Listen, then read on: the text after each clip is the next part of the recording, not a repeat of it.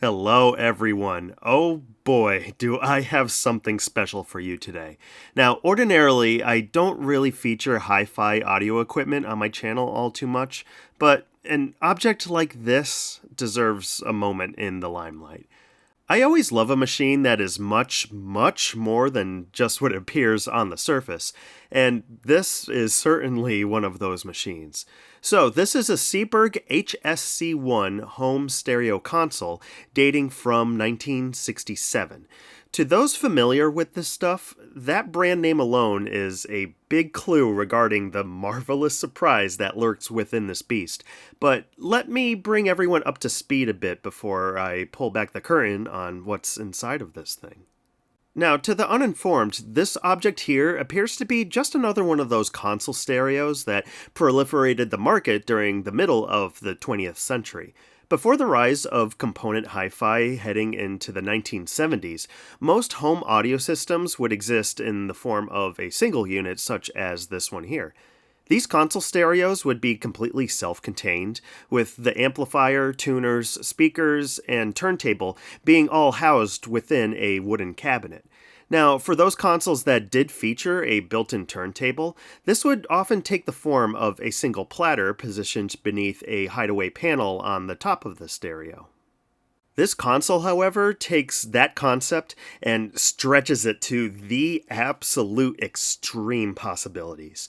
Now, remember that name Seeburg? If that brand sounds familiar, Seeburg was one of the most prolific and pioneering manufacturers of jukeboxes throughout the mid 20th century. And among all of their commercial offerings at the time, the company also made the truly incredible decision to offer this same technology to the public to purchase for their homes through this machine here. Yes, that's right. This stereo console is a jukebox. Never mind having just a single turntable hidden beneath a lid on the top, behind these two cabinet doors on the Seeburg lies this catalog comprised of vertical sleeves with the space to store 50 full-size 33 and a third LPs. Now, of course, just like a commercial jukebox, this machine has to provide some sort of way for the user to select which of these records that they'd like to play. And of course, this thing does it in style. On the top, there is a sliding cover which conceals all of the controls for the Seeburg. The majority of what is found on the control panel is about what you would expect to see on most stereo consoles that were contemporaries to this one, but then, at the very bottom, we get to the rotary dial. You dial up the record number that you'd like to listen to in just the same way as dialing a telephone number on a rotary phone. User interfaces really do not get any cooler than this. After making your selection, just like all the jukeboxes found throughout the diners in America, the mechanism within this cabinet pulls the record from the catalog and then begins playing it. There is even more that you're able to do with this dial as well. Just like commercial jukeboxes, the mechanism inside the Seeburg console also allows you to create a program of records to play, with each subsequent input entered on the rotary dial being added to the selection unit within the machine. Essentially, this is akin to building a playlist much like you would today on, say, an MP3 player or a streaming service. Or if you really wanted to fill your entire day with music, simply just press the All Play button and the machine will play both sides of every single record housed within the cabinet in sequence. Talk about an excellent centerpiece for throwing a house party. Depending on the album lengths of the records loaded into the machine, this console could continually pump out music for days on end. This was the same sort of concept that a lot of the early store Muzak machines would use that played their library of background music off of vinyl records. But wait, it gets even better than this. Seeburg really wanted to give their customers every single means of enjoying the automatic features of this stereo, and so they even made, get this, a remote control. How crazy is this? This little box features all of the same controls for the record player that are on the main console, including the rotary selection dial. Simply by putting this box on something like an end table, you are now able to command your Seeburg console from the comfort of your couch from across the room. Now, one thing that makes this machine different from the commercial jukeboxes of its time is simply the fact that the mechanism that drives this machine is entirely hidden within the console itself. Those of you who are familiar with jukebox design know that many manufacturers were proud to put the mechanics of their machines on full display as part of the spectacle. So for Seeburg to have this incredible mechanism hidden within this console is somewhat antithetical to this concept so often found in the commercial stuff. Now, don't get me wrong, this stereo console is still a tremendously beautiful piece to look at. And in all honesty, even if you ignore what's inside of this thing, I still think that this has to be one of the best looking stereos of all time. The elegance of the cabinet's design has absolutely held up and continues to look excellent even in modern times. But still, as someone who enjoys seeing how things work, it would be nice to be able to see that jukebox mechanism lurking within this beast as it's in motion. Thankfully, though, at least for this particular Seeburg, the back cover has already been removed so that we are able to actually take a peek. Yes, these are the guts to this marvelous machine. Behind the catalog that holds your records lies pretty much the same mechanism that Seeburg featured in many of their commercial jukeboxes, albeit modified to be able to play 12-inch 33 1/3 speed LPs. After making your selection, the carriage then indexes over to the location of the record in the catalog, pulls it out of the sleeve and onto its spindle, and then begins playing it in a vertical position. What a cool design this is. Uniquely, because of this vertical mechanism, these machines actually have two styluses within them, one for playing each side of a record. Seeburg touted this design as a means for reducing wear on the vinyl records being played by them, as in theory it would reduce the tracking force being pressed down into the record's grooves. This mechanism even features these teeny little wipers that automatically brush off the styluses to clear off any dirt or debris that could have clung to the needles.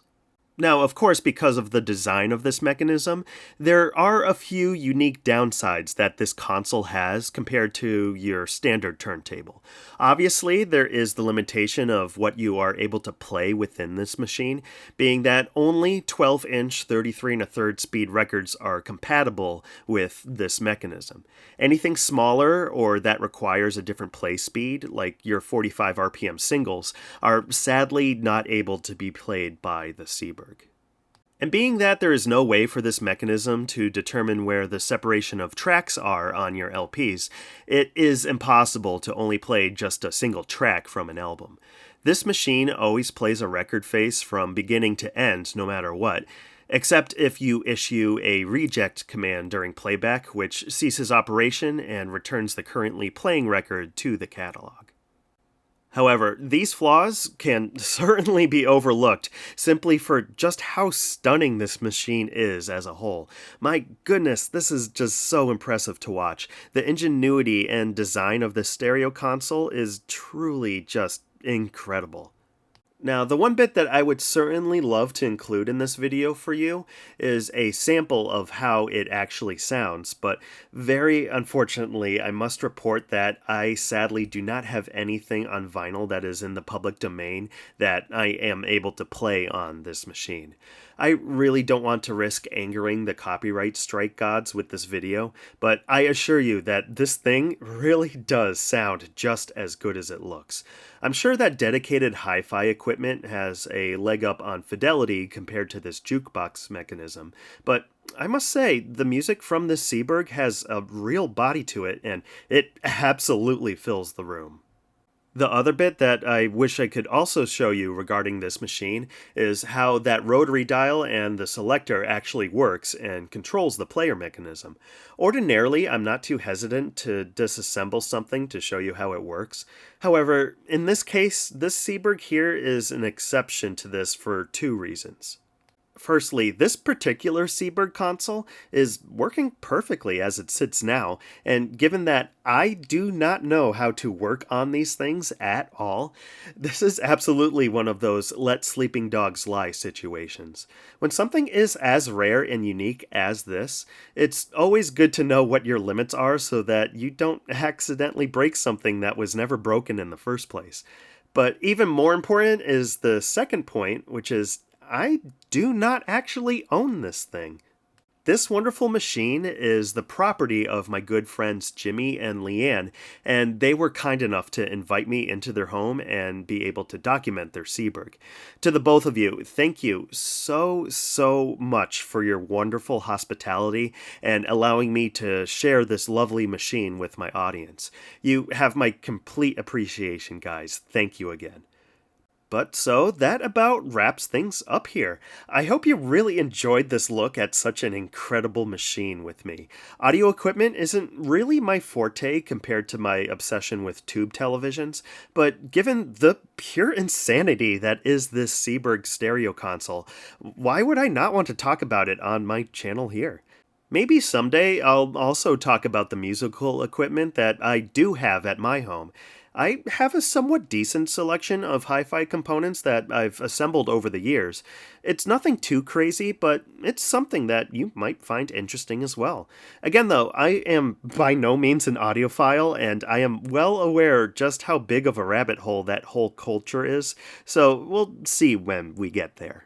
But regardless, I thank you again for joining me on another very special episode of Steve's Assorted Stuff. Stick around for more of my usual nonsense, and until we meet again, have a great day, everybody.